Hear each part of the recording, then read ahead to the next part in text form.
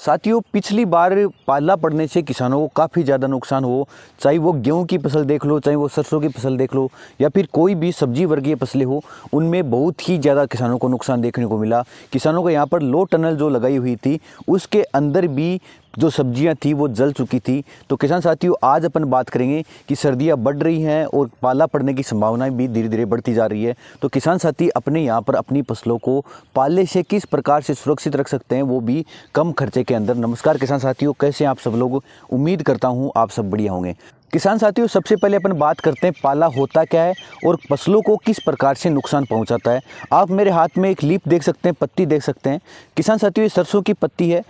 साथियों, अगर पाला पड़ता है तो जो ऊपर नमी है या नीचे जो नमी है वो पूरी तरह जम जाती है और जमने के कारण जो पत्तियों के अंदर जो पानी होता है, सेल के अंदर जो कोशिकाएं होती है उसके अंदर जो पानी होता है वो भी जम जाता है और जो पानी जमने से जो कोशिकाएं है वो मर जाती है और मरने से पत्तियों पर फसलों में सबसे ज़्यादा नुकसान होता है। और जब पत्तियां ही मर जाएगी तो पूरी फसल नष्ट हो सकती है पाले की वजह से। तो इस प्रकार से जो पाला है अपनी फसलों को नुकसान पहुंचाता है और जिसमें पत्तियों पर सबसे ज़्यादा नुकसान अपने को देखने को मिलता है। किसान साथियों, अब अपन बात करते हैं अगर अपने यहाँ पर पाला पड़ने वाला है तो किसान साथी किस प्रकार से पहचान सकते हैं। सबसे पहले तो अपने को कृषि विभाग द्वारा या सेंट्रल गवर्नमेंट द्वारा मौसम विभाग द्वारा ये निर्देश मिल जाते हैं कि जो पाला है वो 24 घंटों में या 48 घंटों में पड़ने वाला है। तो किसान साथी हैं वो इसकी सावधानी बरतें या फिर अपनी फसलों में सिंचाई करें या फिर सल्फर का इस्तेमाल करें, H2SO4 जो सल्फ्यूरिक अम्ल होता है उसका इस्तेमाल करें, थायो यूरिया का इस्तेमाल करें। इस प्रकार के निर्देश हैं वो अपने को सुनाई देने लगते हैं या पर न्यूज़ चैनल में या फिर जो मोबाइल है उसमें देखने लग जाते हैं। किसान साथी, अगर पाला पड़ने वाला तो इसकी पहचान आप अपने आप भी कर सकते हैं। अगर आपको मौसम साफ दिखाई दे या फिर जो मौसम है उसमें नमी कम दिखाई दे, आपको बिल्कुल भी नमी नहीं दिखाई दे, मौसम साफ दिखाई दे, उस समय आप मान सकते हैं कि आपके यहाँ पर पाला पड़ने वाला है। तो आपको जो भी सावधानी अपनी फसलों में बरतनी है, जो भी स्प्रे करने हैं वो आप उसी समय कर दें ताकि आप पाले से अपनी फसलों को बचा सकते हैं। किसानों की फसलों को पाले से बचाने के लिए कृषि विभाग द्वारा या सेंट्रल गवर्नमेंट द्वारा अलग अलग निर्देश दिए जाते हैं, जिसमें से पहला निर्देश ये होता है कि किसान अपने यहाँ पर अगर पाला पड़ रहा हो तो उस समय सिंचाई करे। और इस जो निर्देश है इसमें किसान साथी सावधानियाँ नहीं रखते, वो अपने यहाँ पर रात को सिंचाई करते हैं और इसी के कारण जो पिछली बार जो पाला पड़ा था उसमें सबसे ज़्यादा नुकसान हुआ सरसों की फसल में।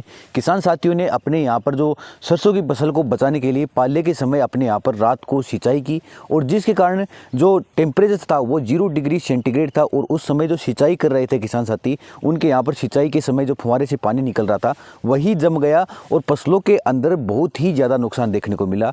तो अगर किसान साथी अपने यहाँ पर सिंचाई कर रहे हैं तो या तो वो दिन में करें या फिर ये जो अपने दोपहर के समय करें या फिर शाम को 7 बजे से पूर्व ही सिंचाई करें। अगर उसके बाद सिंचाई करते हैं तो जो पानी जो या ओस जो सिंचाई के माध्यम से फसलों पर गिरी है या जो पानी फसलों के ऊपर गिरा है वही जम जाएगा और वही फसलों में नुकसान का कारण बन सकता है। तो किसान साथी अगर फसलों में पाले से बचाने के लिए अगर सिंचाई कर रहे हैं तो वो दिन में करें या शाम को 7 बजे से पूर्व करें। एक तो सुबह जल्दी ना करें या फिर रात को सिंचाई अपने यहाँ पर नहीं करें। किसान साथी अपनी फसलों को पाले से बचाने के लिए सल्फर का भी इस्तेमाल कर सकते हैं। साथियों, सल्फर एक प्रकार का बहुत ही अच्छा खाद भी है और खाद होने के साथ साथ बहुत ही अच्छा फंगीसाइड है, मतलब फंगस नाशक भी इसको अपन कह सकते हैं। साथियों, अगर सल्फर का इस्तेमाल अपनी फसलों के अंदर अपन करते हैं तो फसलों के अंदर एक प्रकार से पर्यावरण के प्रति प्रतिरोधक क्षमता उत्पन्न करता है और पाले से ये बचाने में अहम ही भूमिका निभाता है। किसान साथी अगर अपनी फसलों की बुआई कर रहे हैं तो उस समय अपने यहाँ पर सल्फर दानेदार जो बेंटोनाइट सल्फर आता है उसका इस्तेमाल कर सकते हैं। और अगर आपने बुआई कर दी है और अगर आपकी फसलें हैं वो लगभग 30 से 35 दिन की या 60 दिन की हो गई है, चाहे वो गेहूं की फसल मानो या फिर सरसों की फसल माने, तो जो इस समय 50 से लेकर 60 दिन की हो गई है तो उस समय आप अपने यहाँ पर सल्फर जो WG 80% आता है उसका इस्तेमाल भी कर सकते हैं। 90% जो पाउडर फॉर्म में आता है उसका इस्तेमाल भी कर सकते हैं। अगर उसका इस्तेमाल आप कर रहे हैं तो आप सिंचाई के साथ उसका इस्तेमाल कर सकते हैं या फिर किसी भी खाद के साथ मिलाकर आप अपने यहाँ पर तुनक विधि की जो छिटक विधि होती है उसके माध्यम से आप अपनी फसलों में इस्तेमाल कर सकते हैं। अगर सल्फर का इस्तेमाल करते हैं तो आपकी फसलें पाले से लगभग 70 से 80% तक सुरक्षा हो सकती है सल्फर के माध्यम से। अगर किसान साथी सब्जी वर्गीय फसलें बो रखे हैं तो उस समय आप अपने यहाँ पर ड्रिप में भी इस्तेमाल कर सकते हैं। आप लगभग 3 से 4 किलोग्राम सल्फर जो पाउडर फॉर्म में आता है उसको आप ड्रिप में 1 एकड़ में चला सकते हैं और आपकी फसलों को एक प्रकार से पाले के प्रति प्रतिरोधी बना सकते हैं। इसी प्रकार से किसान साथी सल्फर का जो पाउडर फॉर्म में आती है उसका स्प्रे भी निकाल सकते हैं अपनी फसलों के अंदर।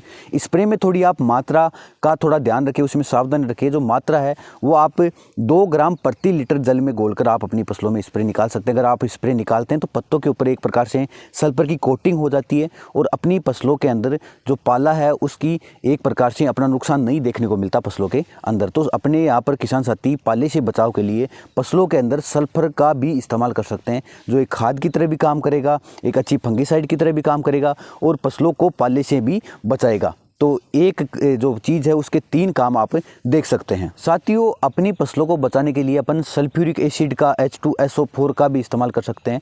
साथियों, जो सल्फ्यूरिक एसिड होता है वो बहुत ही घातक होता है। अगर इसकी मात्रा में अपन सावधानी नहीं रखेंगे तो ये फ़ायदे से ज़्यादा फसलों को नुकसान पहुँचा सकता है। अगर अपन इसकी मात्रा की बात करें तो आप आधा ml सल्फ्यूरिक एसिड 1 लीटर में इस्तेमाल कर सकते हैं। मतलब अगर आपके पास 1 ml सल्फ्यूरिक एसिड है तो वो 2 लीटर जल में घोलना है और उसके बाद अपने यहाँ पर इस्तेमाल करना है स्प्रे के माध्यम से। आपने अगर सल्फ्यूरिक एसिड का पहले इस्तेमाल नहीं किया है तो आप एक बार बिल्कुल भी उसको इस्तेमाल मत कीजिए, परंतु आप पहले से इस्तेमाल कर रहे हैं तो आप 1 लीटर जल के अंदर आधा ml सल्फ्यूरिक एसिड का घोल बनाइए और उसके बाद अपने यहाँ पर छिड़काव कीजिए। आपको एक प्रकार से बेहतरीन परिणाम मिलेगा। ये आपकी जो पत्तियाँ होती है, सल्फ्यूरिक एसिड है वो पत्तियों के अंदर जो कोशिकाएं होती है उसको एक्टिव करता है और जो पाले के प्रति एक प्रकार से इसको सहनशील बनाता है। तो आप अपने यहाँ पर सल्फ्यूरिक एसिड का जो H2SO4 आता है उसका इस्तेमाल भी कर सकते हैं। तो जो सल्फ्यूरिक एसिड है वो बहुत ही कम रेट के अंदर आपको मार्केट में उपलब्ध हो जाता है। तो किसान साथी इसका इस्तेमाल भी अपनी फसलों के अंदर कर सकते हैं, परंतु ध्यान रखें किसान साथी अगर इसका इस्तेमाल कर रहे हैं तो अपनी फसलें हैं वो फ्लावरिंग स्टेज में ना हो, फूल आ रहे हैं तो वो झड़ सकते हैं। तो इसलिए आपकी फसलें अगर छोटी है तो उसी समय आप इसका इस्तेमाल अपनी फसलों के अंदर करें। तो जो सल्फ्यूरिक एसिड है वो फसलों को पाले के प्रति एक प्रकार से प्रतिरोधी बनाएगा। और इसी के साथ किसान साथी अपने यहाँ पर थायो यूरिया का इस्तेमाल कर सकते हैं। आजकल अपन इसका नाम ज़्यादा ही सुनते हैं। अगर आपको उपलब्ध होता है तो आप इसका इस्तेमाल स्प्रे के माध्यम से कर सकते हैं। अगर थायो यूरिया का इस्तेमाल कर रहे हैं आप तो आप अपने यहाँ पर इसकी मात्रा को थोड़ा ध्यान रखिए। आप 1 ml थायो यूरिया को 2 लीटर जल के अंदर घोलना है। जिस प्रकार से वही मात्रा जो कि सल्फ्यूरिक एसिड में है तो वही मात्रा आपको लेनी है। मतलब 1 ml थायो यूरिया और 2 लीटर पानी का आपको घोल बनाना और उसके बाद अपनी फसलों के ऊपर स्प्रे करना है। तो किसान साथी इस प्रकार की सावधानियां बरत के अपने यहाँ पर अपनी फसलों को पाले से बचा सकते हैं और पाले से बचाने के बाद आपकी फसलें बहुत ही अच्छा प्रोडक्शन देगी। परंतु अगर पाले से आप नहीं बचा पाएंगे तो आपकी फसलें हैं वो ख़राब हो जाएगी और आपको काफ़ी ज़्यादा नुकसान देखने को मिलेगा। ये जानकारी किस प्रकार की लगी? अगर जानकारी अच्छी लगी है तो आप हमारी वीडियो को लाइक कर सकते हैं, हमारे चैनल को सब्सक्राइब कर सकते हैं और इसी प्रकार से अन्य कोई आप जानकारी चाहते हैं हमारे तो हमें कमेंट के माध्यम से बता सकते हैं। धन्यवाद साथियों।